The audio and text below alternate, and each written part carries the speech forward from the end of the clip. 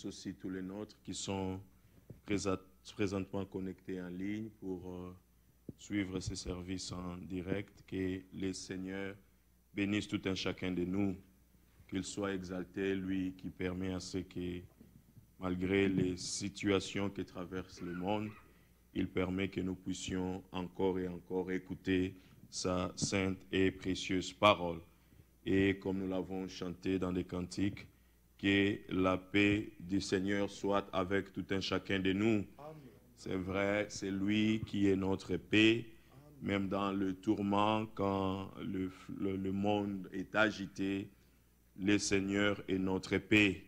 Que son nom soit exalté. Amen. Notre consécration envers lui ne change pas. Amen. Vous vous rappelez qu'à un certain moment, Daniel, on les a imposé des choses, mais sa consécration avec Dieu n'avait pas changé. La Bible dit qu'il continuait à prier 3 fois par jour et Dieu l'a soutenu. Que le Seigneur nous soutient. Et nous supplions vraiment à tous les nôtres qui sont en ligne d'être consacrés, de prendre ces moments, de les mettre vraiment à côté pour écouter la sainte et précieuse parole du Seigneur. Et n'en profitez pas pour faire autre chose, mais agissez comme si vous étiez ici présents. Ô vous qui n'avez pas la paix, venez, c'est Jésus-Christ qui la donne. Amen. 24. Ô vous qui n'avez pas la paix.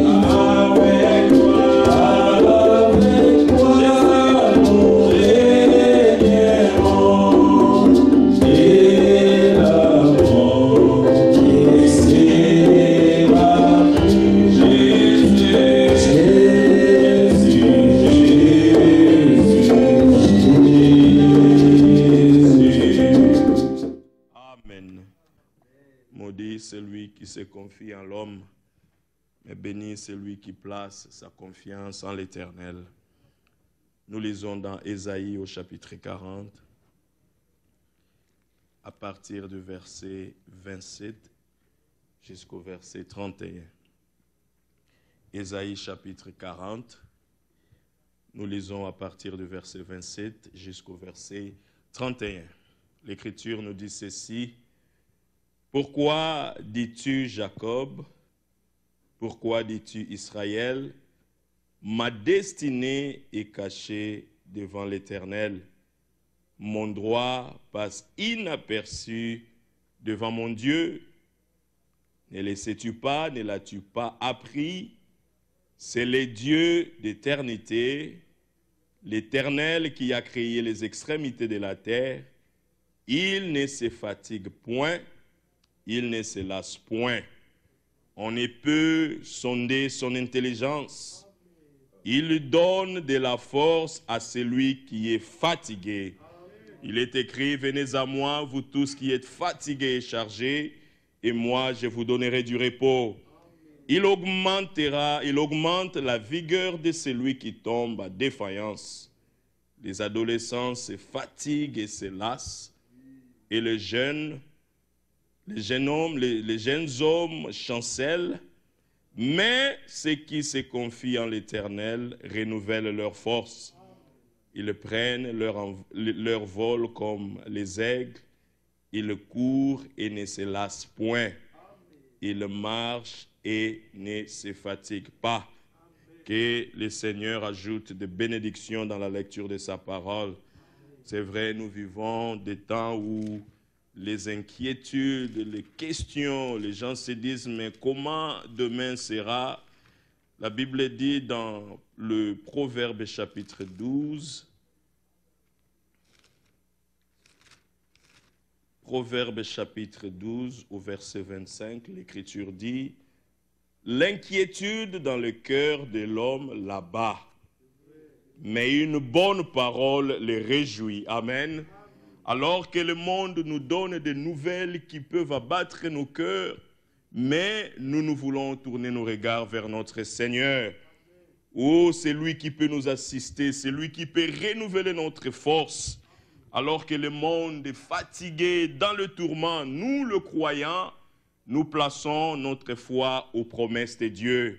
Les croyants ne regardent pas au monde, ne regardent pas aux circonstances, mais le croyant regarde à ce que Dieu a dit dans sa parole. Dieu n'est pas surpris par les événements. Dieu connaissait le temps dans lequel nous vivons. Dieu connaissait ce que ce virus ferait au monde entier. Dieu seul peut nous donner la paix dans le cœur. Dieu seul peut nous conduire. Dieu seul peut nous protéger. Comme nous l'écoutions les jours passés dans le psaume chapitre 91, certains peuvent tomber à gauche ou à droite. Psaume chapitre 91, nous le lisons avant de prier. Nous ne pouvons jamais nous fatiguer avec cette écriture. Psaume chapitre 91, la Bible dit au verset 3, « Car c'est lui qui te délivre du filet de l'oiseleur, de la peste et de ses ravages. Il te couvrira de ses plumes et tu trouveras un refuge sous ses ailes. Sa fidélité est un bouclier, une cuirasse. Tu ne craindras ni les terreurs de la nuit, ni la flèche qui vole du jour, ni la peste qui marche dans les ténèbres, ni la contagion qui frappe en plein midi. Alors que 1000 tombent à ton côté et 10 000 à ta droite, toi, tu ne seras jamais atteint. » Que le nom du Seigneur soit loué. Que le Seigneur réellement nous accorde la paix comme nous l'avons chanté, parce que c'est lui qui remplit les cœurs du croyant. C'est lui seul qui peut nous conduire dans ces durs moments, dans la vallée de l'ombre et de la mort. C'est sa main qui nous rassure. Recommandons-nous entre les mains du Seigneur. Nous prions que ce soir encore, qu'il ouvre nos cœurs afin que nous puissions écouter la bonne nouvelle. Car c'est cette bonne nouvelle qui réellement relève notre foi, mais aussi nous donne la paix dans ces temps de tourment. Élevons nos voix et recommandons-nous entre les mains du Seigneur. Prions. Bien-aimé Seigneur, rempli de reconnaissance, nous venons à quoi encore te remercier, de permettre encore, Seigneur, que nous puissions nous rassembler, Seigneur, pour écouter ta sainte et précieuse parole. C'est vrai, Seigneur, tu n'as pas permis à ce que ces temps, Seigneur, ces réunions soient complètement annulées, mais tu as permis que, Seigneur, même avec un nombre limité, nous pouvons nous rassembler, Seigneur, notre Dieu, et que nous puissions écouter ta parole, mais aussi au travers de l'Internet, que beaucoup de nôtres qui sont éparpillés dans le monde entier soient en mesure d'écouter la bonne nouvelle, Seigneur, alors que le tourment, de mauvaises nouvelles pullulent dans le monde entier. Seigneur, réellement, nous voulons placer notre confiance aux promesses que tu nous as données dans ta parole.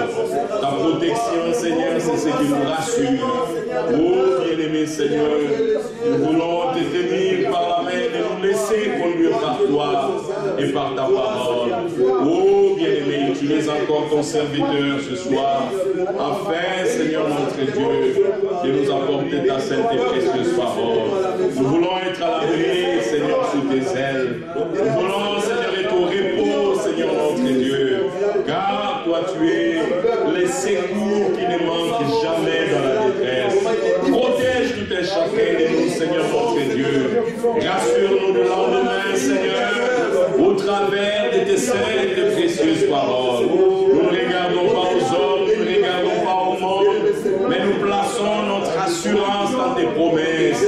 Oh Seigneur bien-aimé, que l'honneur et la gloire te soient rendus au nom de Jésus. Au nom de Jésus. Nous demandons à notre bien-aimé frère Cédric de lever sa voix et de prier pour la parole de Dieu. Dieu notre Père, ce soir encore nous nous approchons de toi avec des cœurs pleins de foi. Amen. Toi le Dieu véritable, le Dieu qui ne change jamais, le Dieu qui peut tout, toi qui connais le commencement et la fin de toutes choses. Seigneur, nous te louons pour la vie que tu nous donnes. Alléluia. Te louons pour ta bonté dans nos vies, Seigneur. Seigneur, c'est une grâce pour nous de te connaître comme notre Dieu. Alléluia. Cela donne la paix dans nos cœurs, car tu nous as donné de l'espérance au travers de tes promesses. Seigneur, nous sommes rassemblés afin de t'écouter. Et nous prions que la parole qui sera apportée, Seigneur, puisse encore transformer nos vies, nous accorder des expériences réelles. Nous avons lu, Seigneur, oh grand Dieu, c'est toi qui nous renouvelles la force. Oui. Que cela soit l'expérience de tout un chacun de nous. Amen.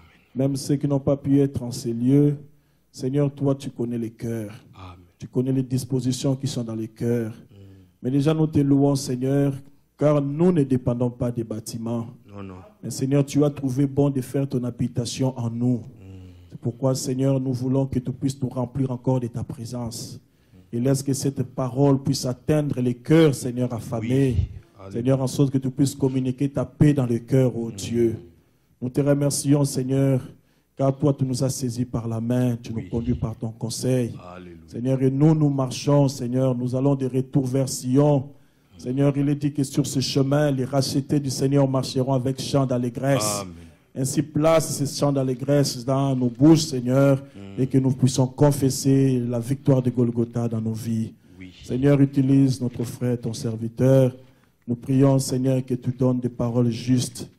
Seigneur, des paroles qui vont apporter la consolation dans les cœurs. Oui. Seigneur, car notre foi ne vient pas des paroles des hommes, mais notre foi vient, Seigneur, de ta parole, à toi seul.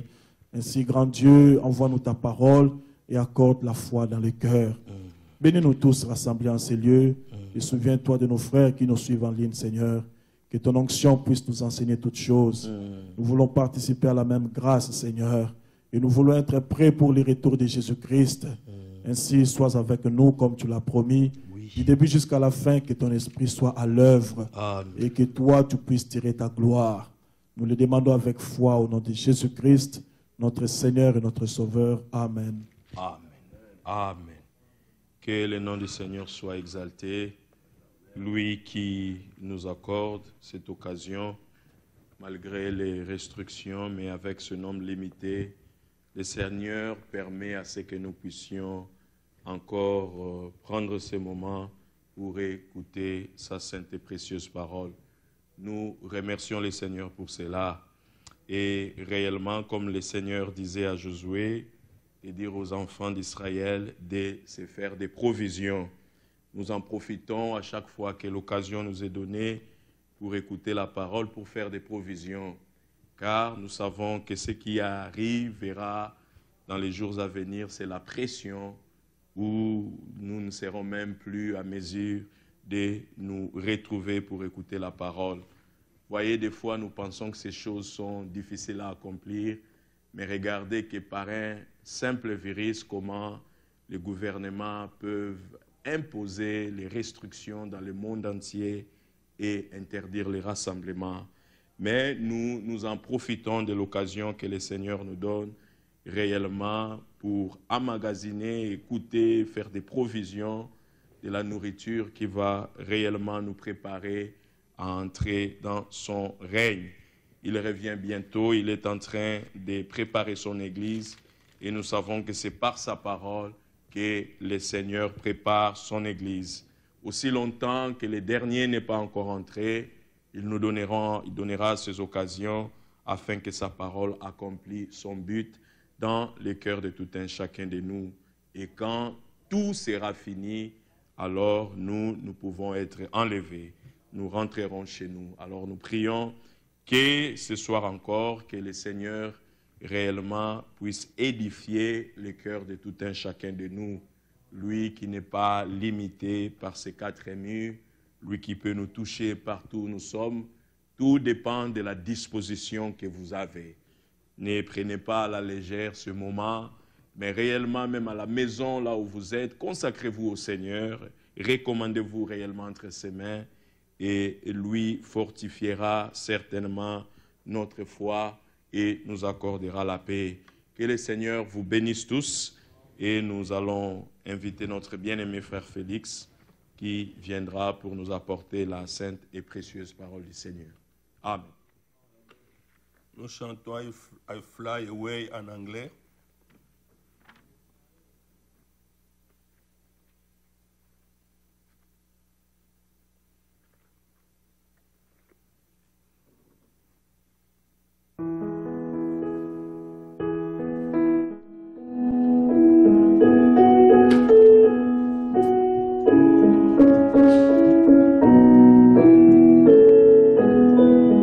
Sound the morning when it's like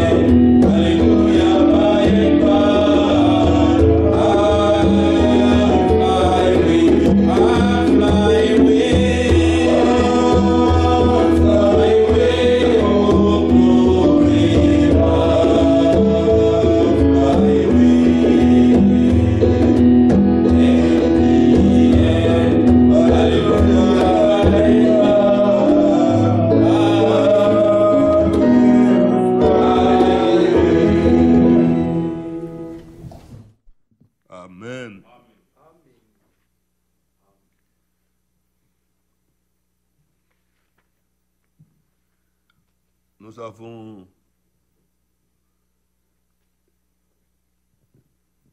les salutations de notre frère Jean Bosco Toumoué à Iowa, notre sœur Émilienne en Angleterre, et nous ont salués au nom du Seigneur Jésus-Christ. Amen.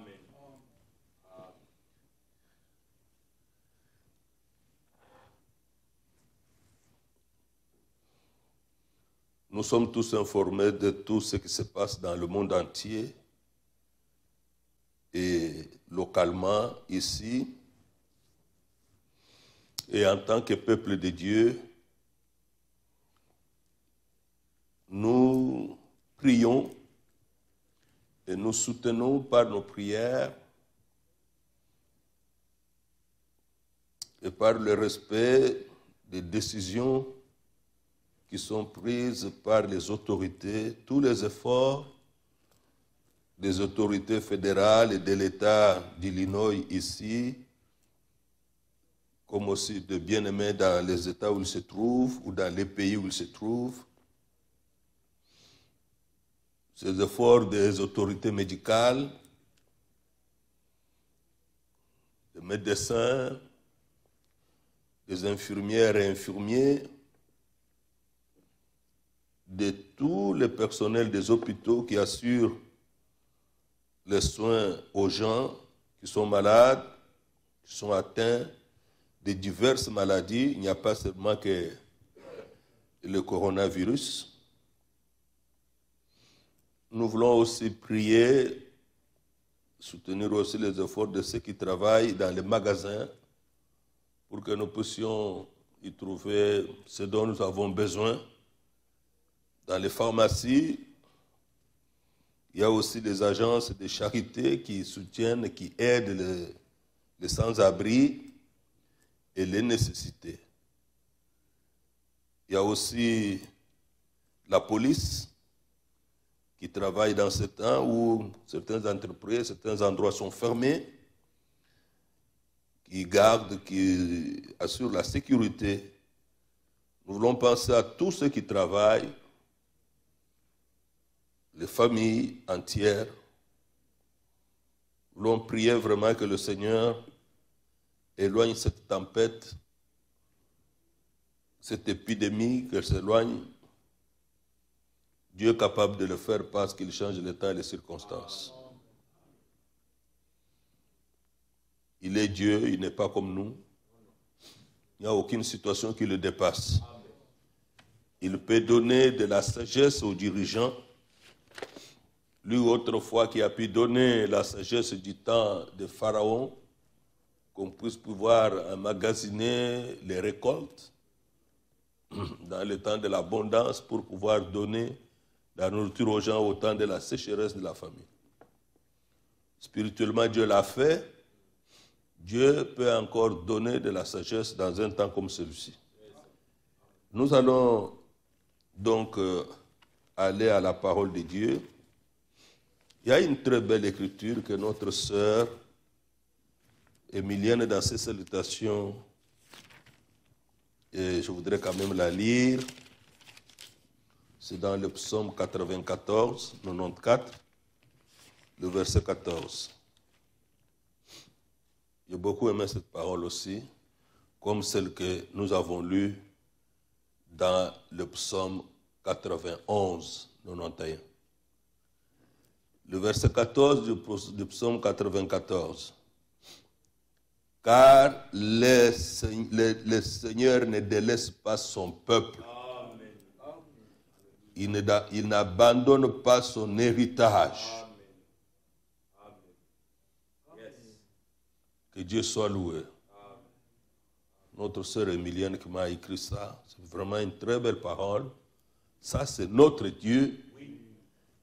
Notre Dieu ne délaisse pas son peuple. Notre Dieu n'abandonne pas son héritage. Nous connaissons le temps dans lequel nous vivons. Je ne parle pas du temps du coronavirus, je parle du temps en général. Nous sommes au temps de la fin. Et avec ce qui se passe, comme c'est une épidémie planétaire, mondiale, nous devons au loin et de près rester sobres, comme le serviteur fidèle et prudent nous l'a exhorté dans certains messages que nous avons reçus, afin qu'on ne puisse pas dire n'importe quoi qui touche à la prophétie, qui touche aux événements que Dieu a fixés de sa propre autorité. Nous avons vu à certains endroits, on commence à parler des événements qui arriveront après l'enlèvement, mais on les applique aujourd'hui. Ce n'est pas possible. Ça fait aussi partie des interprétations particulières. Il ne faut pas mal placer la parole. Amen. Amen. Yes. Si on a lu une citation du messager, il faut d'abord ramener ça à l'écriture. Amen. Il faut voir dans quel contexte cela est écrit dans la Bible avant de pouvoir partager et donner. Tout cela montre que, comme nous le disions dans les réunions passées, les temps passés, le message doit être enseigné afin que le plan de Dieu soit clair pour chacun. Nous devons rester sobres. Lisons dans Matthieu 24, au verset 36 jusqu'au verset 39. Matthieu 24, verset 36 au verset 39. Pour ce qui est du jour et de l'heure, personne ne le sait. Ni les anges des cieux, ni le Fils, mais le Père seul. Ce qui arriva du temps de Noé arrivera de même à l'avènement du Fils de l'homme. Car dans les jours qui précédèrent le déluge, les hommes mangeaient et buvaient, se mariaient et mariaient leurs enfants, jusqu'au jour où Noé entra dans l'arche. Et ils ne se doutèrent de rien, jusqu'à ce que le déluge vint et les emporta tous. Il en sera de même à l'avènement du Fils de l'homme.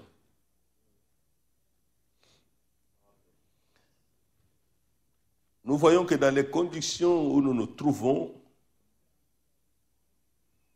afin de protéger un plus grand nombre, les autorités ont décidé que les gens restent chez eux à la maison, ceux qui n'ont pas quelque chose d'essentiel à faire. Et voilà que par la technologie, nous pouvons continuer, par la grâce de Dieu, à pouvoir partager la parole de Dieu pour soutenir notre foi et notre espérance dans le Seigneur. Mon frère a fait allusion à la pression qui viendra certainement avant l'enlèvement. Ceci n'est pas la pression. C'est un événement qui est arrivé. Mais les autorités sont obligées de prendre des décisions. Mais dans le temps de la pression sur l'Église épouse, celle qui ne fait pas partie du conseil œcuménique des églises, qui ne croit pas aux vieilles doctrines interprétées, mais qui croit à ce qui est écrit dans la Bible, il sera empêché de pouvoir se réunir. Voilà pourquoi nous parlons de l'emmagasinage de la nourriture spirituelle au temps convenable et de la distribution, mais il faut que cette nourriture soit aussi à nous-mêmes. Amen. À nous-mêmes. Et que le temps dans lequel nous pouvons partager, même online, que notre attention soit encore plus soutenue que lorsque nous sommes réellement à l'Assemblée. C'est aussi un temps dans lequel on doit faire attention Parce qu'on dit aujourd'hui sur Internet n'importe quoi. Ce n'est pas le temps de n'écouter n'importe quoi.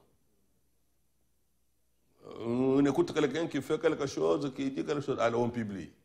Et quelqu'un reçoit un message, il ne l'a pas lu, il n'a pas même compris la profondeur, lui aussi partage. Et surtout s'il y a une commune, mais si tu ne gardes ça, tu ne seras pas béni. Alors lui aussi partage parce qu'il veut être béni. Et même les frères et les sœurs font des choses comme ça. Ce n'est pas fondé sur quoi? Ce n'est pas comme ça qu'on doit agir. C'est un temps vraiment aussi de défis et d'épreuves dans la foi et pour voir qui tiendra devant la face de Dieu. Le temps de Noé était aussi un temps de la fin. C'était un temps de la fin aux yeux de Dieu. Le temps de Noé ne s'est pas passé hier. Ne s'est pas passé par le réveil passé. Le temps de Noé, c'est un temps qui a eu lieu il y a des milliers et des milliers d'années. Il n'y a que le Seigneur Jésus seul qui s'est référé en tant que fils de l'homme au temps de Noé comme aussi au temps de l'autre dans ses prédications.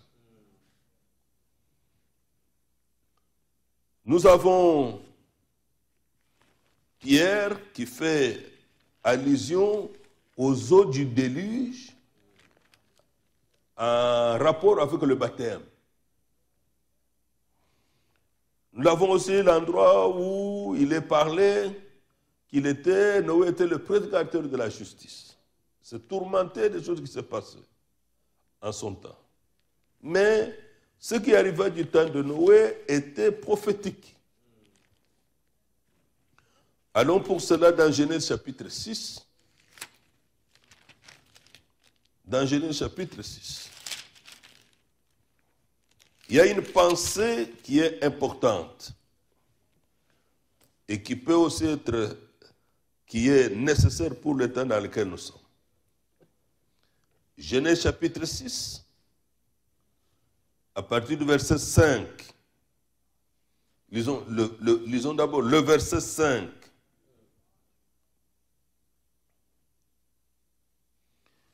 L'Éternel vit que la méchanceté des hommes était grande sur la terre et que toutes les pensées de leur cœur se portaient chaque jour uniquement vers le mal.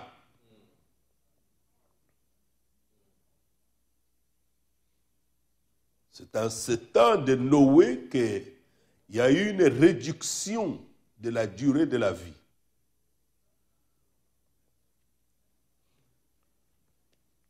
La durée de la vie a été diminuée à cause de la manière de vivre des gens. Au verset 3, alors l'Éternel dit, mon esprit ne restera pas toujours dans l'homme, car l'homme n'est que chair, et ses jours seront de 120 ans. Autrefois, les gens vivaient 300 ans, 600 ans, 900 ans. Mais à partir du temps de Noé, vivre plus longtemps, c'était atteindre 120 ans. Dieu a coupé, Dieu a diminué la durée de vie des gens. Aujourd'hui, lorsque quelqu'un atteint même 90 ans, 80 ans, il est vraiment vieux. Mais les Matouchélas qui ont vécu 900 ans et autres, ils étaient encore sur la terre.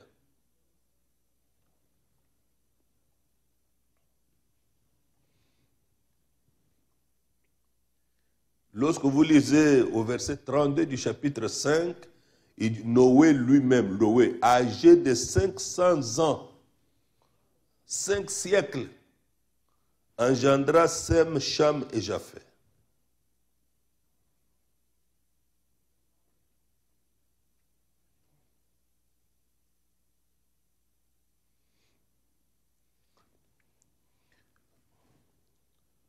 C'est quand même extraordinaire. Allons au verset 11. La terre était corrompue devant Dieu. La terre était pleine de violence Dieu regarda la terre, et voici, elle était corrompue, car toute chair avait corrompu sa voie sur la terre. Ce sont ces choses qui ont provoqué le jugement de Dieu. Aujourd'hui, c'est exactement la même chose. La vie que les gens pensent meilleure, c'est la vie selon la chair. Tous ceux qui ne connaissent pas Dieu, vivre bien, c'est s'enivrer. Vivre bien, c'est passer du temps dans les boîtes. Vivre bien, c'est s'habiller, même en se dénudant. C'est ça, vivre bien. Et il y a même parfois ceux qui prétendent être chrétiens, qui se moquent de nous, de ce qu'il y a des jeunes gens qui se marient ici. Comment que vous les enfants, les enfants se marient, ils n'ont pas encore fait la vie. Alors, quelle est la vie pour une jeune fille? Quelle est la vie pour un jeune homme? La Bible dit dans Psaume 119, comment le jeune homme rendra-t-il pur son sentier? C'est en se dirigeant d'après ta parole. Amen. Oui. Mais si déjà le jeune homme, la jeune fille voit que son temps est venu de vivre la parole de Dieu, de former un foyer, il a marché selon la parole de Dieu. Oui. Il a quitté les voies du chagrin, les voies de la prostitution, les voies de la fornication, de tous les désordres. Nous ne pouvons que louer Dieu, féliciter Dieu pour ça. Les pensées des hommes allaient toujours vers le mal. La terre, ceux qui vivaient sur la terre, avaient corrompu leur voie devant Dieu. Ce n'est plus ce que Dieu attendait. Vous comprenez que nous sommes après la chute. La terre était pleine de violence. Aujourd'hui, c'est ça. Les grandes nouvelles à la télévision, c'est la violence. C'est la violence. Ce sont les grandes nouvelles aujourd'hui. Il y a des foyers de tension partout. Pour des intérêts matériels, pour tant de choses.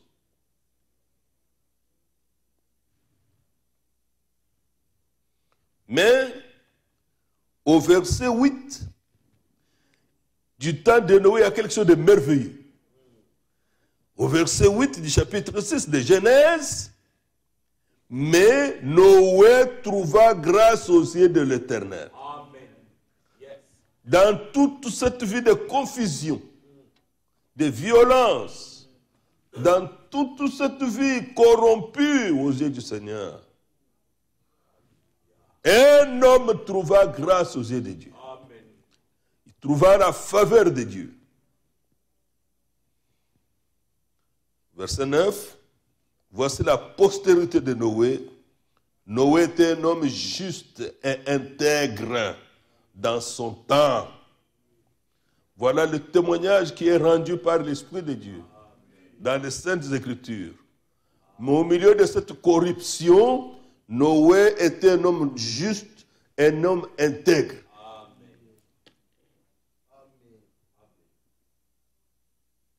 Que Dieu soit loué. Noé marchait avec Dieu. Il avait connu Dieu, il a marché avec Dieu. Dans un temps difficile comme celui-ci, un temps pareil comme le nôtre, mais quelqu'un a pu être juste, croyant Dieu, a pu être un homme intègre, honnête, un homme sincère avec Dieu. Puisse Dieu, puisse ce qui arriva du temps de Noé arrivera pareillement. Dieu produise les mêmes personnes. Amen. Dieu produise les mêmes personnes. Nous sommes au temps de la fin où cette prophétie de Matthieu 24 s'accomplit. Au milieu de toute cette violence, les pensées qui se tournent toujours vers le mal, Que Dieu produise des hommes justes. Amen. Que Dieu produise des hommes et des femmes intègres. Bien-aimés dans le Seigneur, même vous qui êtes au loin, nous vous saluons. Même vous qui êtes à la maison, nous vous saluons. Dieu fait ce travail aujourd'hui. Ça fait partie de ce qui devait aussi arriver. Ce qui arriva du temps de Noé arrivera pareillement. Dieu a pu trouver un homme sur lequel il a mis sa faveur. Il trouva grâce aux yeux de Dieu. Dieu trouvera encore des hommes et des femmes aujourd'hui qui auront sa faveur, qui auront reçu la grâce de Dieu. Hébreux 11, nous allons retourner dans Genèse ici, Hébreux 11. Paul, dans Hébreux 11, nous parle de cet homme de Noé au verset 7. C'est par la foi. Vous voyez, donc vous comprenez que Noé avait reçu la parole de Dieu. Quand la foi vient de ce qu'on entend, la parole de Christ, Christ vit éternellement. Amen. Il avait entendu Dieu. Il avait écouté Dieu. Il avait reçu la parole de Dieu. Et c'est par la foi que Noé, divinement averti des choses qu'on ne voyait pas encore. On ne connaissait pas encore ce que c'était que la pluie. On ne savait rien à ce sujet.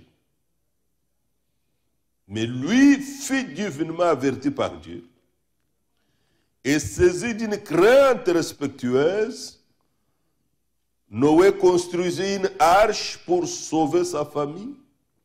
C'est par elle qu'il condamna le monde et devint héritier de la justice qui s'obtient par la foi. Ici, notre pensée principale, il y a un lieu de sécurité. Amen. Au milieu de cette violence, de cette chose et du jugement qui était suspendu sur l'humanité à cette époque-là où les gens étaient aussi nombreux sur la terre, comme cela est dit dans Genèse 6, les hommes se multipliaient. Ils étaient autant nombreux comme aujourd'hui, des milliards. Ils étaient nombreux. Parce que le Seigneur ne ment pas. Ce qui arriva du temps de Noé arrivera pareillement. Donc quand vous regardez cette condition, c'est exactement cette condition-là. Il y en avait. Mais Dieu le conduisait à construire l'arche pour sauver sa famille. C'est par elle qu'il condamna le monde et devint héritier de la justice qui s'obtient par la foi. La justice de Dieu dans laquelle Dieu a pardonné les péchés et Dieu vous a rendu innocent à ses yeux. Retournons dans Genèse, nous reviendrons à ces choses merveilleuses. Genèse 6, verset 13. Quand la grâce de Dieu s'est manifestée à Noé, Noé reçut le message, Noé reçut les instructions. Alors Dieu dit à Noé, la fin de toute chair est arrêtée. Vous voyez, le temps de la fin est arrêté. Partez vers moi. Car ils ont rempli la terre de violence. Notre Dieu est un Dieu de paix. Voici, je vais les détruire avec la terre. Fais-toi une arche, lieu de sécurité, de bois, de gophers. Nous n'avons pas le temps d'aller dans les détails, pourquoi les gophers, ainsi de suite, alors que c'est un bois qui prend de l'eau. Notre Dieu n'est pas quelqu'un d'habituel. Il contredit même ce que les sages pensent. Tu disposeras cette arche en cellules. Tu feras des cellules. Et tu l'enduiras de poids, en dedans et en dehors. Voici comment tu la feras. Dieu donne les mesures. Verset 16. Dieu donne comment on va la faire, avec une fenêtre en haut, avec une porte à côté. Il fera ça en étage, 3 étages, un étage inférieur, un étage second et un troisième. Dans le verset 16. Alors le verset 17, Dieu annonce le jugement. Et moi je vais faire venir le déluge d'eau sur la terre pour détruire toute chair ayant souffle de vie sous le ciel. Tout ce qui est sur la terre périra. Mais comme Noé avait trouvé grâce aux yeux de Dieu, verset 18, mais j'établis mon alliance avec toi. Dieu fait alliance avec un homme, comme il avait fait après avec Abraham. Tu entreras dans l'arche, toi et tes fils, ta femme et les femmes de tes fils avec toi. Et ainsi de suite. Il faut prendre toutes les espèces de tout ce qui vit, que ce soit dans l'arche.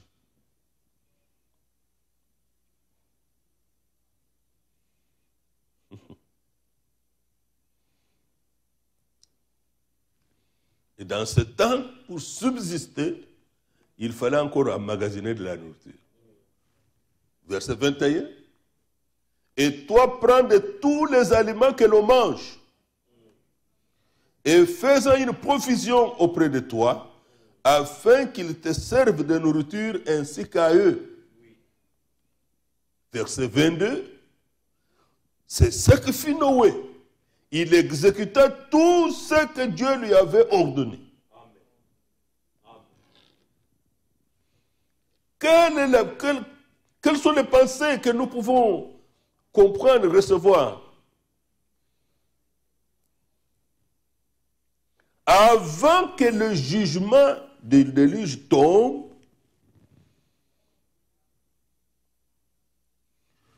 Dieu l'a annoncé lui-même. Dieu a pourvu à un message. Dieu a parlé à Noé. Noé ne savait rien. Nous avons lu dans Hébreux 11, divinement averti des choses qu'on ne voyait pas encore. Aujourd'hui, les gens s'étonnent qu'on parle d'un message qu'un prophète a reçu de Dieu pour le monde entier. Dieu ne change pas sa manière de faire.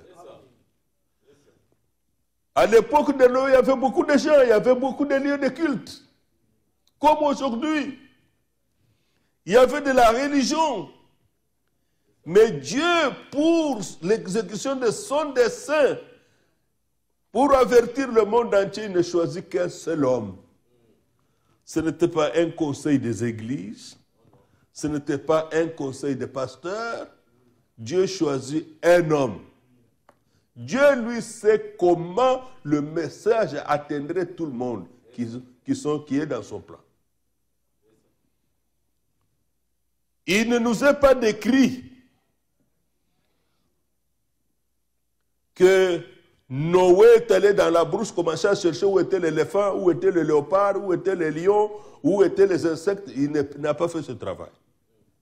C'est Dieu lui-même qui a appelé toutes ces choses à venir vers l'arche. Il y a eu un message d'avertissement. Il y a eu un message du salut, de sécurité. Il y a eu un message de préparation. C'était le même message. Il devait préparer l'arche pour avoir un lieu de sécurité au moment du déluge. Et il devait être sauvé. C'est pourquoi dans 1 Pierre 3, on parle 8 hommes furent sauvés au travers de l'eau. Noé et sa femme, ses 3 fils et leurs femmes, ça faisait 8 personnes. C'est pourquoi nous croyons que l'épouse de Jésus-Christ sera une minorité. Ce ne sera pas tous ceux qui prient. Ce sera une minorité. Ceux qui entrèrent dans l'arche de la race humaine, c'était 8 personnes. une minorité sur des milliers, des millions et des milliards qui vivaient au temps de Noé, qui avaient reçu le message que Noé avait reçu, qui ont cru à ce message, qui ont travaillé à leur préparation avec crainte et tremblement, qui ont mis leur espérance en Dieu, qui bénéficiaient de la faveur de Dieu, parce qu'ils étaient avertis par Dieu lui-même.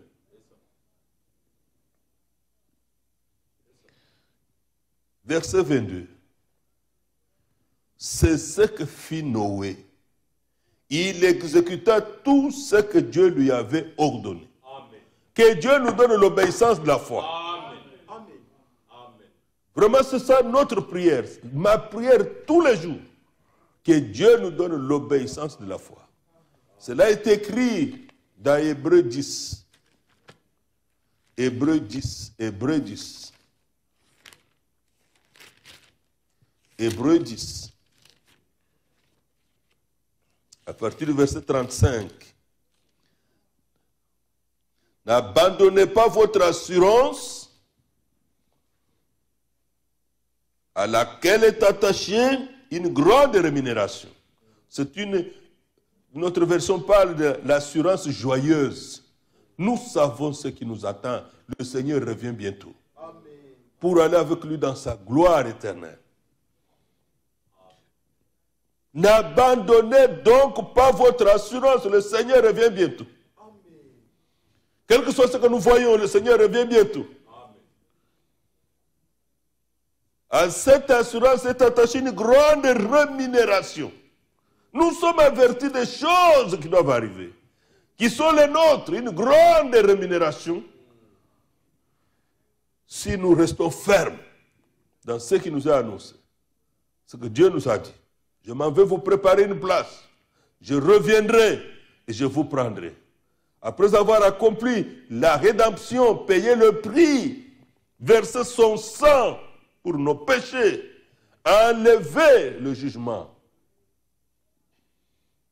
Bien-aimés dans le Seigneur, nous le savons au Romains 8, verset 1, qu'il n'y a plus de condamnation, mais pour ceux qui sont en Jésus-Christ. Pas dans une dénomination. Pas dans une église humaine. Qui sont en Christ. Nous insisterons là-dessus. Dieu veut lui nous mettre à l'endroit qui est à lui. En Christ. Comme il avait montré l'arche à Noé. L'arche de Noé est un type de Christ. C'est là qu'il l'a fait entrer. Nous pourrons lire, c'est Dieu. Si vous allez au chapitre 7 de Genèse, verset 1, l'Éternel dit à Noé, entre dans l'arche. Noé n'a pas construit, puis tout de suite lui-même a jugé, bon, c'est le moment d'entrer. Non. La faveur de Dieu était toujours sur lui, c'est Dieu qui a décidé quand entrer. Il entra dans l'arche 7 jours avant que la chose arrive. Que la pluie ne commence à tomber.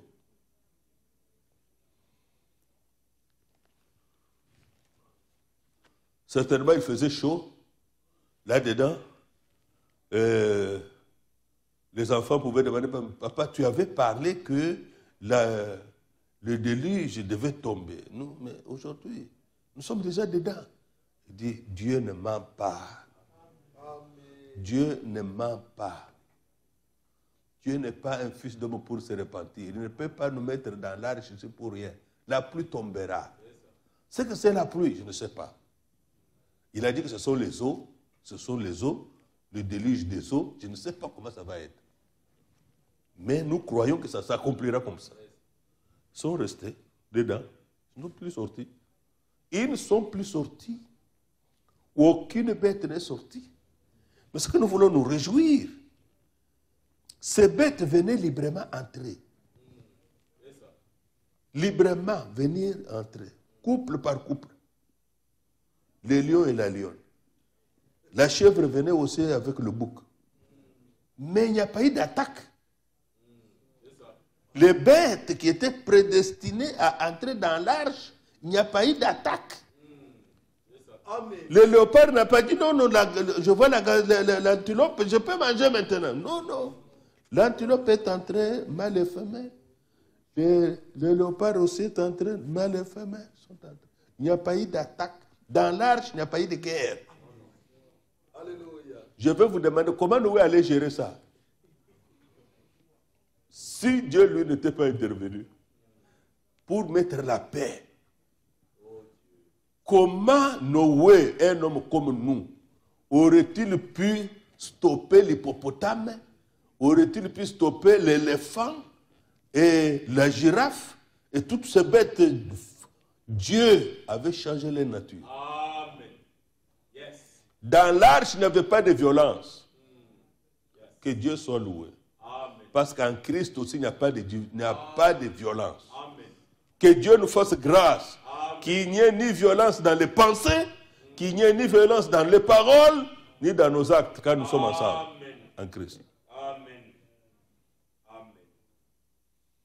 Quelquefois, ce que nous voyons aujourd'hui dans l'œuvre de Dieu nous fait douter si tout le monde est réellement en Christ. Oui, mais ce qui est arrivé du temps de Noé, c'était un monde de paix dans l'arche.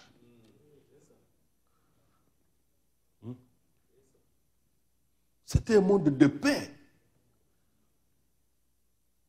Le lion n'a pas dit, mais ça fait longtemps que je n'ai pas mangé la viande. Ce n'est pas possible. Ils étaient en paix. Je crois qu'ils mangeaient l'herbe là-bas. Ils n'avaient pas mangé de la chèvre, à manger l'antilope ou la gazelle. La chèvre n'avait pas peur du lion. L'antilope n'avait pas peur du tigre. Il n'y avait pas eu de guerre. Ce qui arriva du temps de Noé arrivera pareillement. Oh, Paul a dit que la paix de Dieu, à laquelle vous avez, la paix de Christ, à laquelle vous avez été appelés, règne dans vos cœurs. Alléluia. Je me rappelle l'autre fois, le frère Franck nous disait, ce sont les gens qui ne sont pas en paix avec eux-mêmes qui veulent troubler les autres.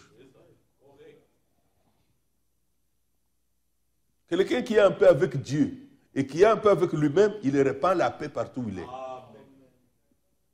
Et c'est à cela que nous devons travailler. C'est à cela qu'on doit voir dans nos relations. Oui, c'est ça qu'on doit voir dans nos relations. En tant que frère, en tant que sœur. Dans l'arche, le lieu de sécurité que Dieu lui-même avait donné des instructions à Noé de faire. C'est merveilleux. Quand nous pensons à ça, nous voulons persévérer dans la prière pour que Dieu réalise cet état. Que Dieu réalise cet état. C'est merveilleux.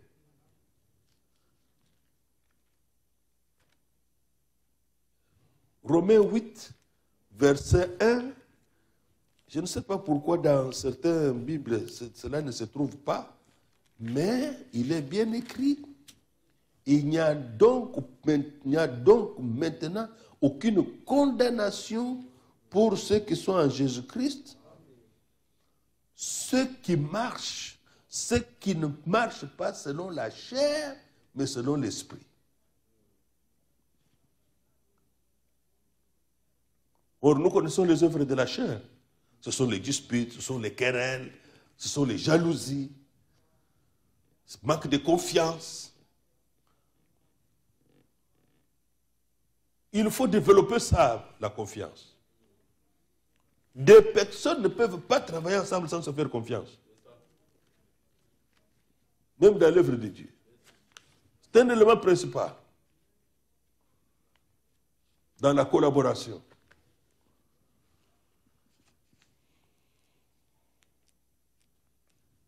Je me rappelle quand je travaillais ici, il y a eu un monsieur qui, pendant un an après ou deux, il devait partir et je travaillais avec lui. Maintenant, j'ai vu que les chefs se demandaient, maintenant il est parti, il a pris la retraite. Comment ça va continuer? Parce que là-dedans où on travaillait, c'était donc, après qu'on ait travaillé, il faut livrer, les choses doivent partir. Bon, il n'avait pas de choix. au mal de cet endroit, un autre frère congolais est venu et il a pris le boulot, et voilà. 3 mois après que le monsieur soit parti, nous avons produit mieux que pendant qu'il était là. Et nous, on travaillait sincèrement, mais le manager général est venu, il a dit, mais nous sommes étonnés. On s'est demandé comment ça allait continuer, mais vous avez fait 3 fois plus que ce que lui faisait ici. 3 fois même, il est venu nous féliciter. Tu vois, il faut savoir développer la confiance. Ils ont dû quand même nous faire confiance. Ça fait partie d'une formation que Dieu nous donne. Dieu a fait ça. Noé avait une telle confiance en Dieu. Comment Noé allait faire entrer les petits oiseaux dans l'arche? Il allait faire comment? Nous comprenons que en toutes ces choses, c'était la grâce de Dieu. C'était la main de Dieu qui agissait. Dieu a fait confiance en Noé. Dieu fait confiance. Hein? Paul parle de ça. Il nous a confié l'évangile. Dieu prend la parole, donne aux hommes. Mais il les assiste par son esprit. C'est par l'onction de l'esprit que Dieu assiste. Si Dieu peut faire confiance à quelqu'un, lui donner un don, lui donner une capacité, comment toi, un homme, tu ne peux pas faire aussi confiance à quelqu'un d'autre? Ce sont des choses qu'on doit comprendre. Ce sont des qualités qu'on doit voir au temps de la fin. Que Dieu soit loué. Amen. Maintenant, c'est pour ceux qui ne marchent, qui sont en Jésus-Christ, qui ne marchent pas selon la chair. Selon la chair, il y a des jalousies, il y a des querelles, il y a des disputes de mots, il y a beaucoup d'histoires. Mais, pour qu'on puisse être délivré de ces choses, il faut que la mort du vieil homme soit constatée. Amen. Amen. Il faut que le vieil homme meure. Amen. Parce que lui, la Bible dit, ses désirs à lui sont contraires à ceux de l'esprit.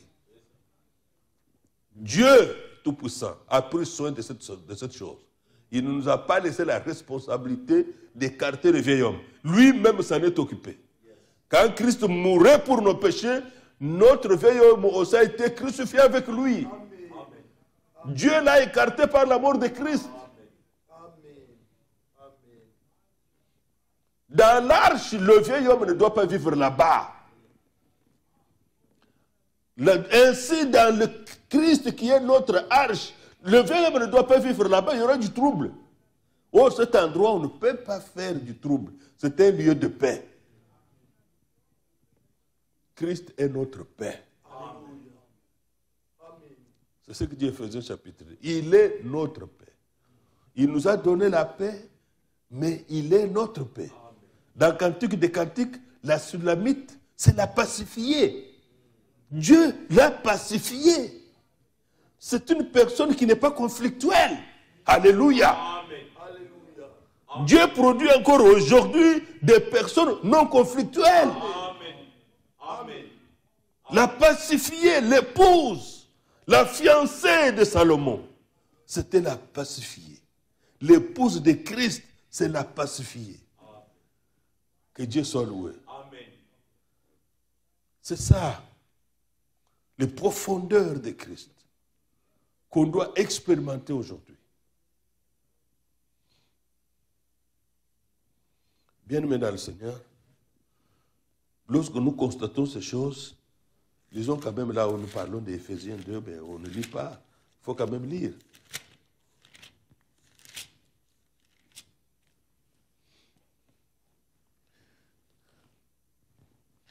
Éphésiens 2.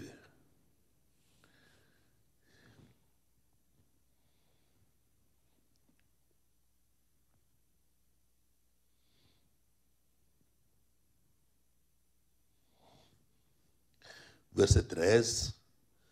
Éphésiens 2, verset 13. Mais maintenant, où en Jésus-Christ? Vous voyez, là où on doit être. Mais maintenant, où en Jésus-Christ? Que Dieu soit loué. Ce n'est pas un slogan. vous qui étiez jadis éloignés, vous avez été rapprochés par le sang de Christ. Amen. Qu'est-ce qui nous a rapprochés de Dieu? Ce n'est pas nos dons, ce n'est pas notre argent, ce n'est même pas notre persévérance. C'est le sang de Jésus-Christ. Le prix qui a été payé nous a rapprochés de Dieu. Alléluia. Et en nous rapprochant de Dieu, ça nous a rapprochés entre nous. Amen. C'est pourquoi le frère Branham me disait que notre lieu de communion, c'est sous le sang. Ça nous a rapprochés de Dieu. Et en nous rapprochant de Dieu tous, nous nous sommes rapprochés les uns les autres. Si aujourd'hui nous sommes frères, sœurs aujourd'hui, c'est parce que nous sommes venus d'abord à Christ. Amen. Ce n'est pas parce que nous sommes venus dans l'assemblée de Bloomington. Ce n'est pas parce que nous sommes venus dans l'assemblée où nous prions pour ceux qui sont au loin. Non. C'est parce que nous sommes d'abord venus à Christ. Amen. Alors ça produit la communion que nous avons sous le sang. Amen. Sous le sang de Christ. Et quand on est sous le sang, Dieu lui ne voit rien. Dieu ne voit pas le péché. Quand Dieu nous regarde au travers du sang, il ne voit pas le péché.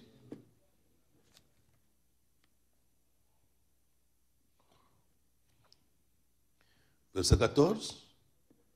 Car il est notre paix, lui qui des deux n'en a fait qu'un et qui a renversé le mur de séparation, l'inimitié.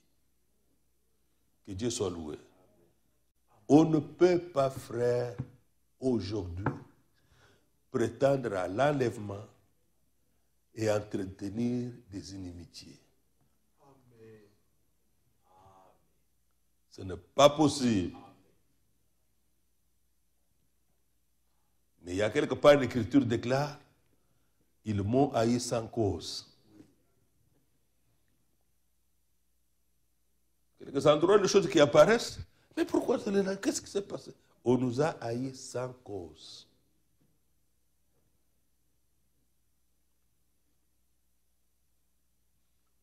Il y a parfois des situations qui se sont passées en causant avec certains frères, serviteurs de Dieu. Qu'est-ce que tu peux me reprocher dans cette situation? On ne voit pas, frère. On ne voit pas. Mais alors, mais pourquoi je suis haï? Sans cause, sans problème. C'est l'ennemi qui fait ça. Il sème de mauvaises pensées, il sème de mauvaises considérations. Paul parle, il dit, vous regardez aux apparences. Lorsque quelqu'un n'est pas profond, il regarde aux apparences. Mais Paul dit, ce que nous sommes, quand vous nous regardez, c'est ce que nous sommes intérieurement. On n'est pas double. L'amour doit être sans hypocrisie. Amen. La communion fraternelle doit être sans hypocrisie. Amen. C'est vrai.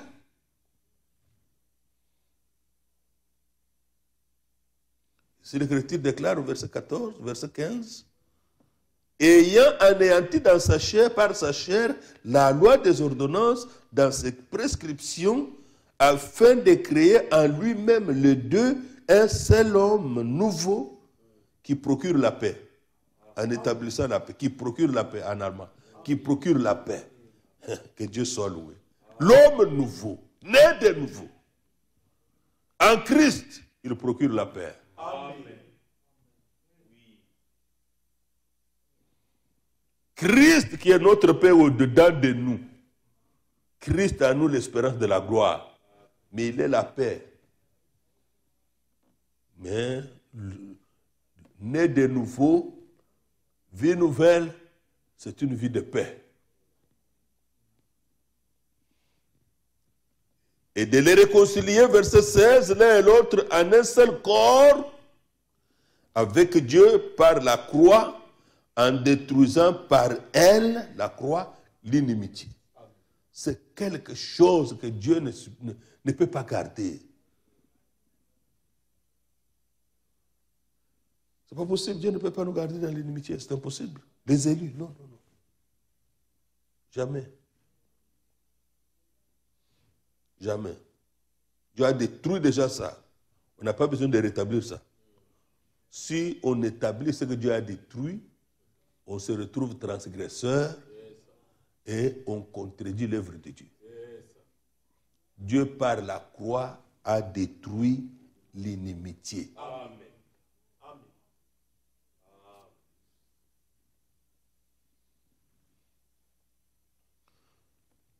On ne sait pas aller dans les détails de ces choses, mais Dieu sait enseigner chacun de nous, verset 17.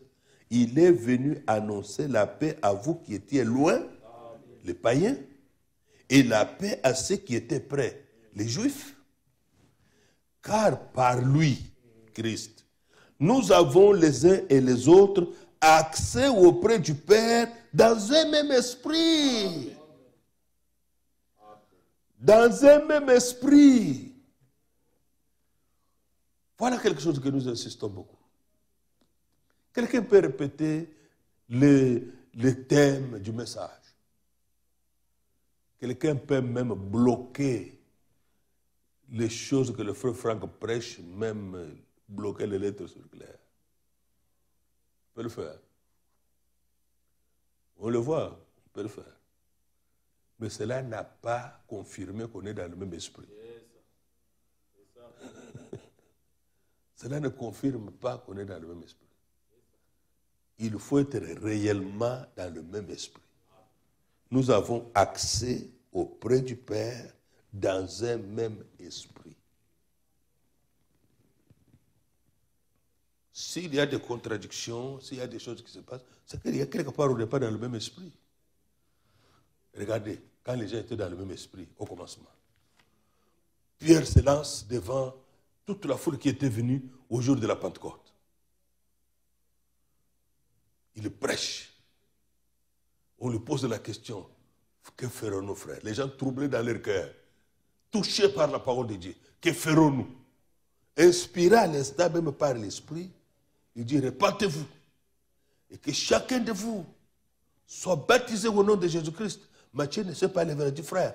C'est une erreur, tu viens d'interpréter.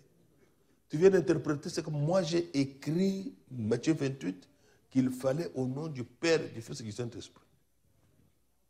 Il n'y a pas eu conflit. Il n'y a pas eu débat. Il n'y a pas eu à s'entendre après, frère.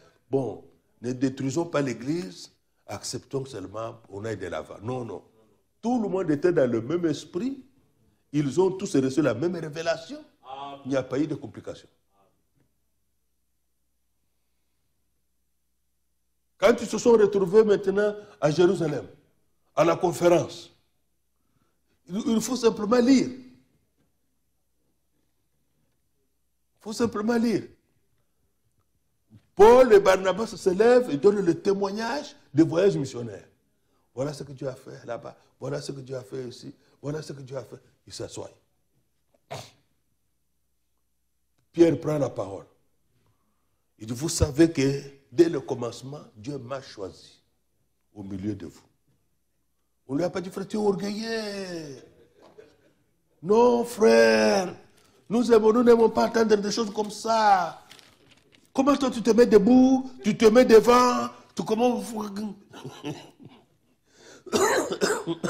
Non, ce n'est pas possible. Il n'y avait pas un conflit de place. Il n'y avait pas un conflit de positionnement. Ce qu'il a dit était la vérité. Ce qu'il a dit était la vérité. Dieu a fait un choix parmi nous. Il a fait ça.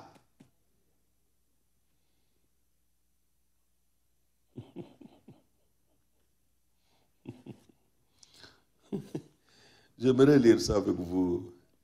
Verset 7. Une grande discussion s'était engagée. Ça, c'est quand tout le monde parlait. Quand tout le monde parlait, il y a eu des discussions. Mais dans une rencontre spirituelle, il faut que les hommes mandatés par Dieu parlent. J'écoutais notre frère Adélard prêchant sur ce passage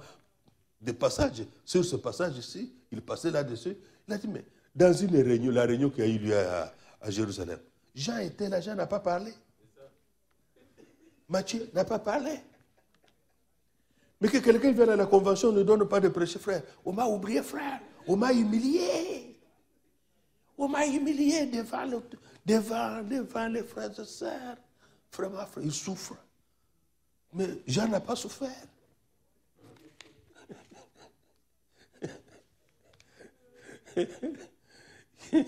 Jean n'a pas souffert. Ils étaient tous là, les anciens n'ont même pas parlé.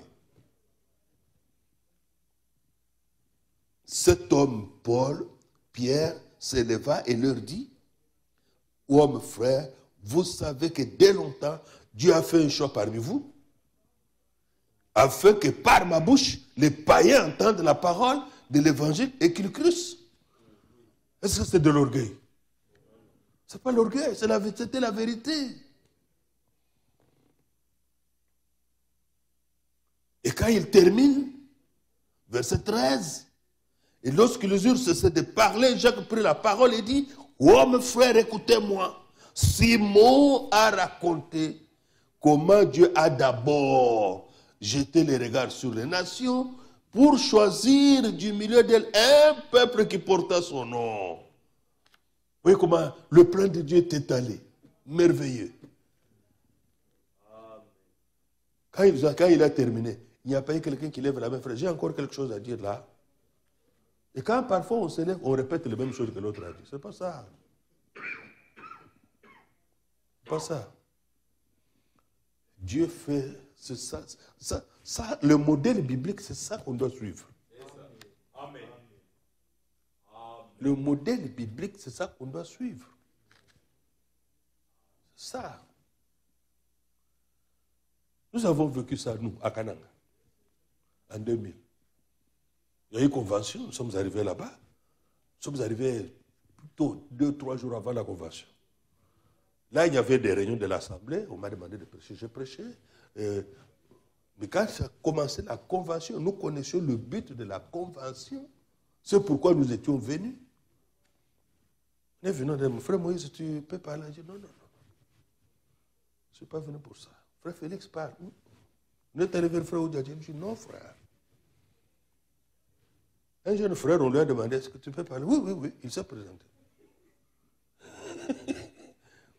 Moïse a refusé. Moi, j'ai refusé. Frère Oudjadji a refusé. Lui, il est venu.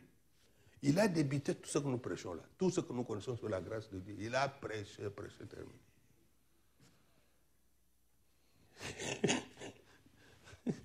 Je me rappelle, j'étais assis quelque part. Frère Moïse était assis là-bas. Nous étions à 3. Moi, j'étais entre le frère Oudjadji et le frère Firmin. J'étais au milieu. Puis, pendant, on a dit, bon, prions maintenant. Nous avons fermé les yeux, on priait. Le frère Firmin me tient à la main. Il me dit, alors, pardon, nous sommes sortis. Et il a pris sa Bible, moi j'ai pris ma Bible. Le frère Oudjadji prié, il n'a pas remarqué que nous sommes sortis. Alors, je le vois, je le regarde, et le frère Firmin était très triste. Qu'est-ce qu'il y a? Nous venons. Il dit non. Le frère qui vient de parler là, tout ce qu'il a dit est vrai. C'est ce que nous croyons. Mais il l'a dit avec son intelligence. Il n'a pas dit ça par l'esprit. Ça ne peut pas nous aider. Nous étions tous là assis. Le discernement était clair. Moi, je dis, mais il faut lui dire. Il dit, mais il sera attristé. Il dit, mais c'est pour l'aider. C'est pour l'aider, il faut l'aider. Quand le frère Oudjadji a ouvert les yeux, il ne nous a pas vus. Il a pris sa Bible, il nous a suivis. Nous étions déjà un peu avancés, il nous a suivis. Et nous sommes allés dans la chambre où était le frère Firmin. On a parlé. Je l'ai supplié, dit non, pour aider ce frère, parle-lui. Bon, nous étions dans la chambre, on a vu comment la réunion est terminée. Maintenant, les gens sortaient. Nous n'étions pas là, nous étions déjà dans la chambre. Puis après, le frère Firmin a appelé un frère, appelez-moi le frère tel. Quand on l'a appelé, nous sommes sortis. Moi, je suis allé dans ma chambre, le frère Oudjadji est sorti. On les a laissés. On lui a dit la vérité. Très souvent, parfois, on ne veut pas entendre. Parce qu'après la réunion, quand j'ai vu ce frère, il était devenu... Je crois peut-être qu'il attendait une félicitation. Il n'y en avait pas. Les choses dites par l'intelligence, on ne peut pas les accepter. Parce qu'il n'y a ni aide, ni salut, ni rien du tout. C'est l'intelligence humaine qui a remué les gens. C'est pourquoi la Bible dit que si quelqu'un exerce un ministère, qu'il exerce avec la force que Dieu communique. Amen. Avec la force que Dieu communique. Amen. Il y a une puissance de Dieu qui travaille. Pas l'homme, pas l'intelligence de l'homme. C'était vraiment une expérience que j'ai vécue. C'était une prédication de plus d'1 heure. Mais pour rien. Pour rien, pour rien. Pourquoi? Parce qu'il a dit simplement, il a dit les choses que nous croyons, mais c'était par intelligence. C'était par intelligence. C'est pourquoi nous avons eu une convention ici qui avait pour thème aller au-delà du second voile. Quand on va au-delà du second voile, on n'y ressort pas avec l'intelligence. Là-bas, aller lire, Moïse allait là-bas rencontrer Dieu, Dieu lui donnait la parole. Aujourd'hui, il n'y a plus de second voile. Le voile a été déchiré. Tout le monde y est invité pour entrer. Celui qui prêche entre. Ceux qui croient entrent, les croyants entrent. Alléluia. Là, nous sommes tous enseignés de Dieu par l'Esprit. Par l'Esprit. Mais aujourd'hui, parce que nous lisons les brochures, nous lisons les lettres circulaires, c'est le plus le travail intellectuel. C'est plus le travail intellectuel. Alors qu'au travers de cela, de tout ça, il faudrait que l'Esprit intervienne. Il faudrait que l'Esprit intervienne, que l'Esprit parle. Alors il faut, nous l'avons lu dans le psaume 73, jusqu'à ce que je sois entré dans les sanctuaires de Dieu. Il nous faut entrer dans les sanctuaires de Dieu pour être sous l'inspiration. Pour être sous l'inspiration. Nous sommes en Christ. Nous sommes en Christ. Et c'est là que nous parlons. Et c'est là que nous écoutons la parole de Dieu. Ce n'est pas entre les deux bâtiments. Nous sommes en Christ.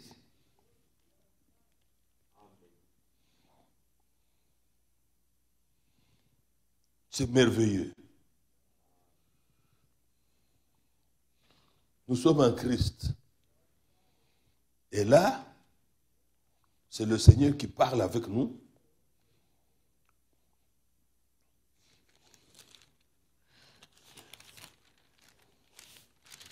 J'aimerais vraiment, par la grâce de Dieu, que nous puissions comprendre ce que Dieu est capable de faire si nous sommes en Christ.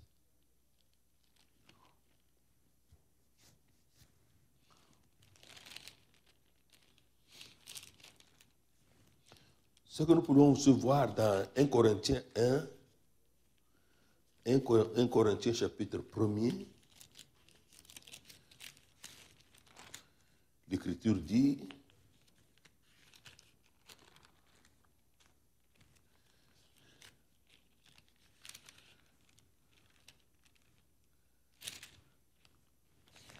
il y a des écritures merveilleuses qu'on doit lire.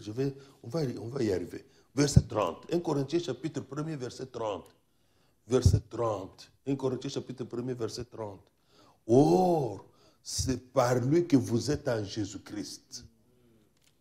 Qu'est-ce que nous voulons dire? En Jésus-Christ, c'est un endroit prédestiné.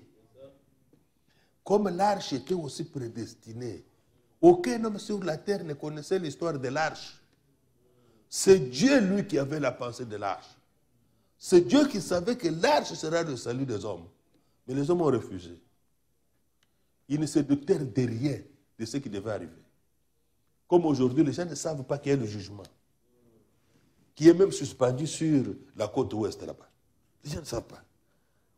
Scientifiquement parlant, ils parlent d'un événement naturel, mais ils ne savent pas que c'est un jugement.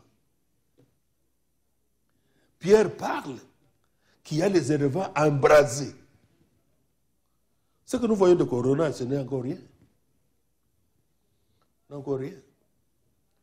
Mais quand ce qui est écrit dans l'Apocalypse, où il y aura des êtres surnaturels, comme des scorpions,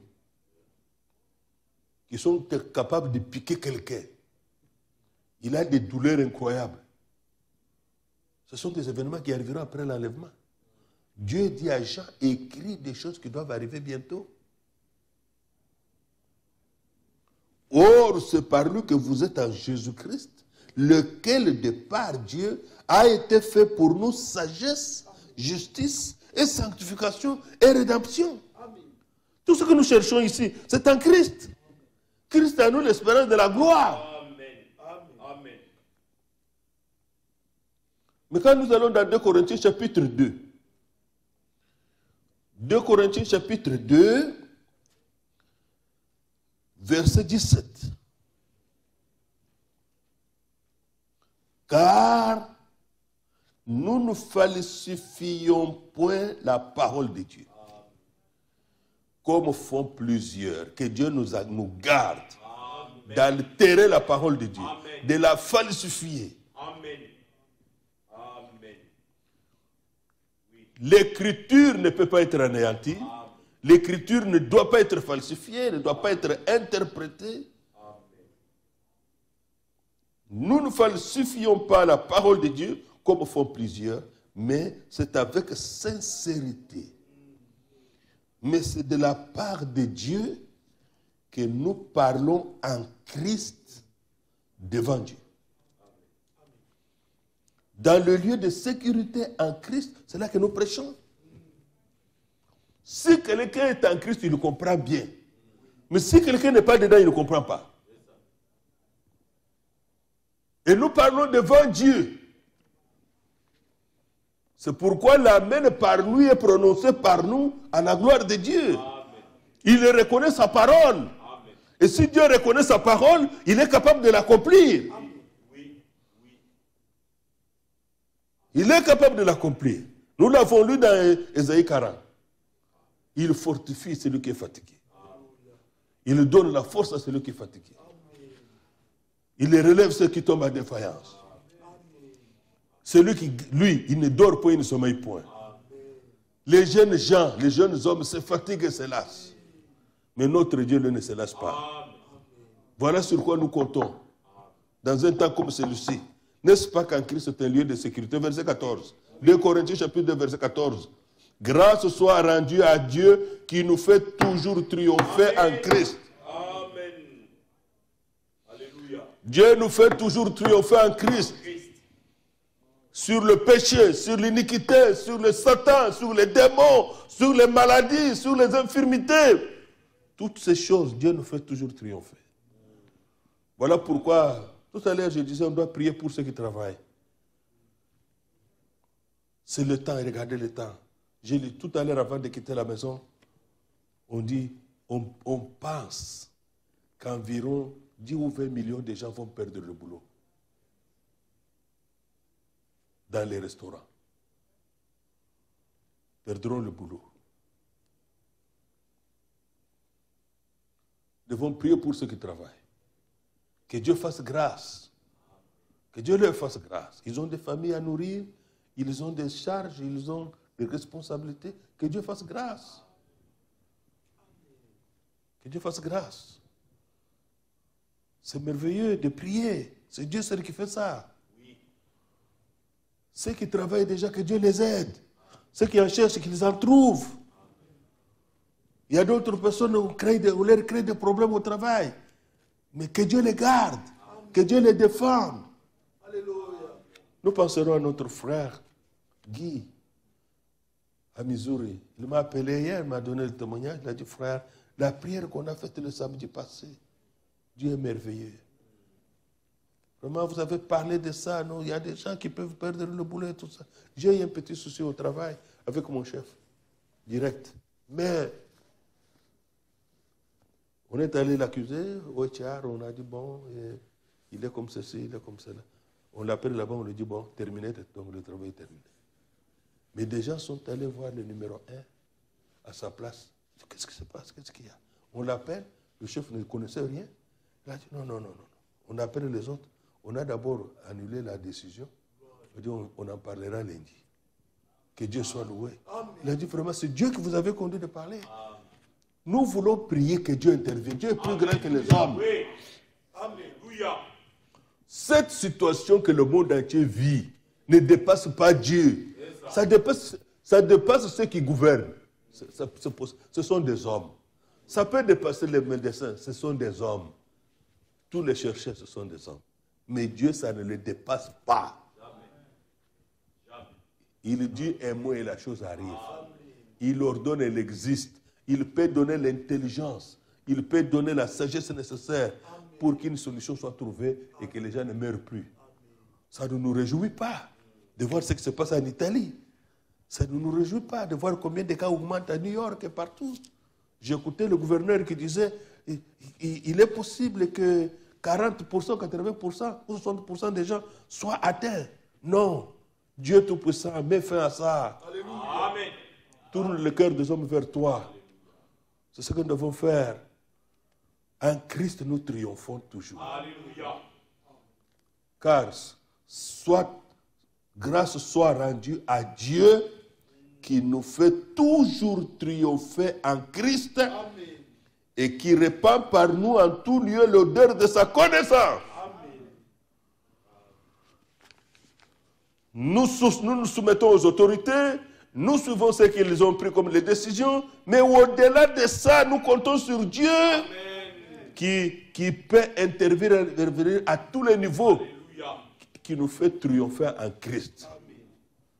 Amen. Que ceci soit ancré dans chacun de nous. Amen. Dans tous les frères, toutes les sœurs, que ce soit ancré en nous. Dieu est Dieu. Amen. Il a dit silence, taisez-vous, je suis Dieu. C'est écrit comme ça en psaume. Je suis Dieu. Il n'est pas un homme pour mentir. Il n'est pas dépassé par les événements. Que Dieu qui a parlé dans les songes au roi, que Dieu qui a parlé aux songes au pharaon et tous les autres, que tout ce Dieu qui est intervenu, ce Dieu-là est capable de le faire. Amen. Parce qu'il est un Dieu de compassion. Alléluia. C'est un Dieu de miséricorde. C'est un Dieu qui, au milieu de la violence qui a eu lieu au temps de Noé, Dieu a fait grâce pour donner un message de salut, d'avertissement, de préparation. Ça a pris du temps, la fabrication de l'arche. Ça a pris du temps. Ce n'était pas quelque chose de 24 heures. Ça a pris du temps. Ça a pris des années. Il ne faisait que travailler. Mais le jugement était déjà là. Mais qui a cru? Qui a cru? Qui a accepté pour venir dans l'arche? Les gens avaient leurs propres moyens. Ils avaient leur propre sagesse. Ils pensaient qu'avec les buildings, on n'ignorait rien. D'autres, mais on s'est rendu compte que même les montagnes ont été submergées. Quand la pluie est tombée 40 jours, 40 nuits, c'était fini. Et il n'y a eu que l'arche qui a surnagé avec ce qui était dedans. Christ est notre lieu de sécurité. Amen. Dieu l'a prévu pour tous les hommes. Dieu nous fait toujours triompher en Christ. Que nous puissions nous appuyer là-dessus, que Dieu appelle les siens qu'ils viennent en Christ. Il y a le dernier appel, qu'ils sortent des voies des hommes. En Christ, ce n'est pas dans une dénomination. Bien-aimé, en Christ, ce n'est pas dans un groupement d'hommes. En Christ, ce n'est pas dans l'assemblée de Bloomington. En Christ, ce n'est pas à Krefeld. En Christ, ce n'est pas à Jeffersonville. En Christ, c'est dans la parole de Dieu. Amen. Amen. Que Dieu vous bénisse. Amen. Que Dieu vous bénisse. Amen.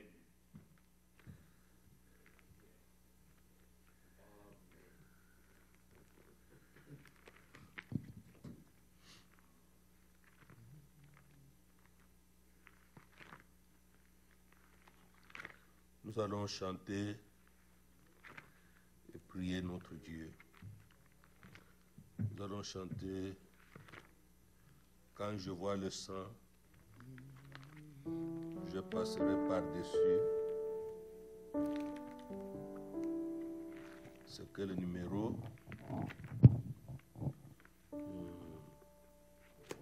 Le Rédempteur est mort sur la croix. Hein? Le Rédempteur est mort sur la croix. Ah, le Rédempteur, merci. Le Rédempteur 58. Est mort sur la croix. 58. 58.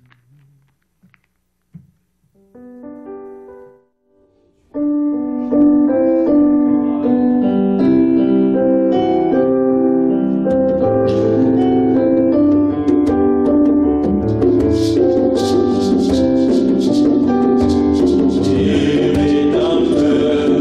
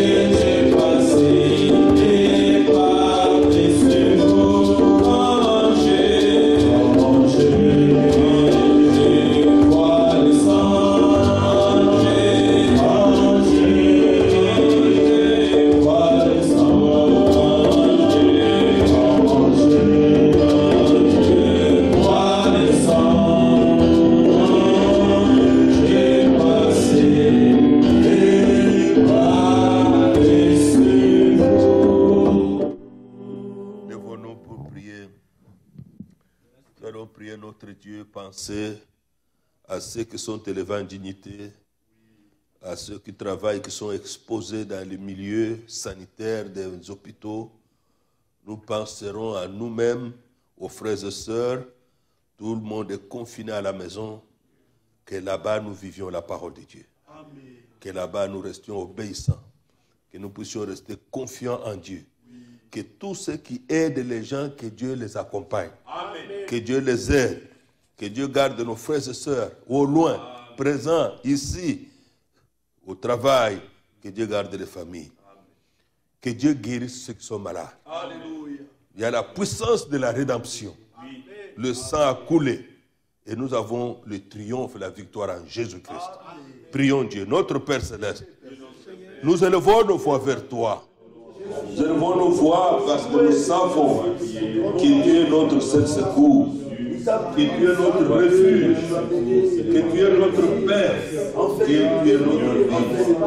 Oh Dieu Tout-Puissant, notre Père bien-aimé, toi qui as conçu autant de Noé que Noé ne connaissait même pas, tu es le même, toi nous avons vu qu'il y ait un peu d'agir aujourd'hui, et la toi, là où il y a la paix, dans la frontière, dans la fraternelle, là où il n'y a pas de guérison, avec des chrétiens, c'est là que notre triomphe sur toutes les hommes, Satan, nous sortir de la nous avons le triomphe, tu nous fais triompher, voilà pourquoi nous sommes cocons, et nous faisons vivre les enfants, les déterminations, qui sont là, de la paix, actuellement ici, c'est la gloire, qui nous fait pour nos sages de notre regard, et que les ennemis, oh, tu les as donnés, oh, tu l'as pris,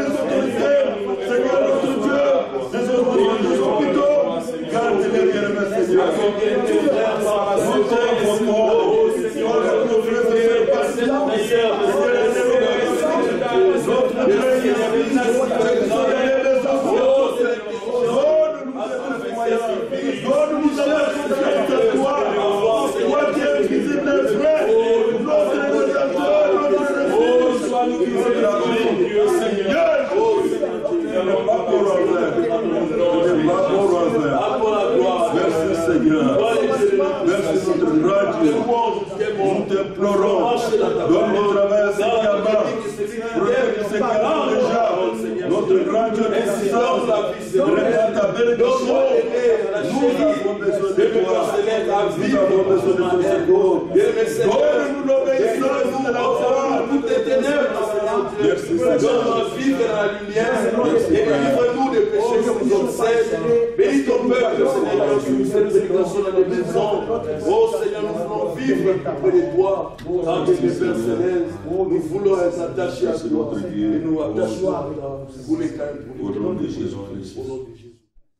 Oh grand Dieu, miséricordieux, nous venons à toi au nom de Jésus avec cette pensée qu'en toi nous avons toujours la victoire. Amen. Nous te prions que tu puisses éloigner de nous les pensées négatives, que nous ne puissions pas parler comme tous les restes des hommes. Oh Dieu, que ta main soit étendue sur tous ceux qui travaillent. Amen. Dans les milieux où ils sont exposés. Seigneur notre Dieu, que tu puisses veiller sur chacun de manière particulière. Amen. Veille sur les petits-enfants à la maison. Amen. Oh Dieu Tout-Puissant, veille sur tous ceux qui sont âgés. Oh Père Céleste, nous te supplions, veille surtout sur notre foi. Amen. Que notre foi en toi ne défaille point. Amen. Que Seigneur, nous puissions garder notre assurance. Que nous puissions persévérer et que nous puissions accomplir ta volonté afin d'obtenir ce que tu nous as promis. Amen. Celui qui doit venir viendra. Amen. Il ne tardera point. Que nous puissions être prêts, bien-aimé Seigneur. Alléluia. Nous te louons, nous te glorifions de le faire. Car tu es Dieu. Et d'éternité en éternité, tu es Dieu. Bien-aimé Seigneur, que cette situation qui dérange le monde entier ne te dépasse pas. Que l'homme ne triomphe pas, mais que toi tu triomphes. Oui. Bien-aimé Seigneur, fais-le, Oui. car nous te l'avons demandé dans le nom de Jésus-Christ. Amen.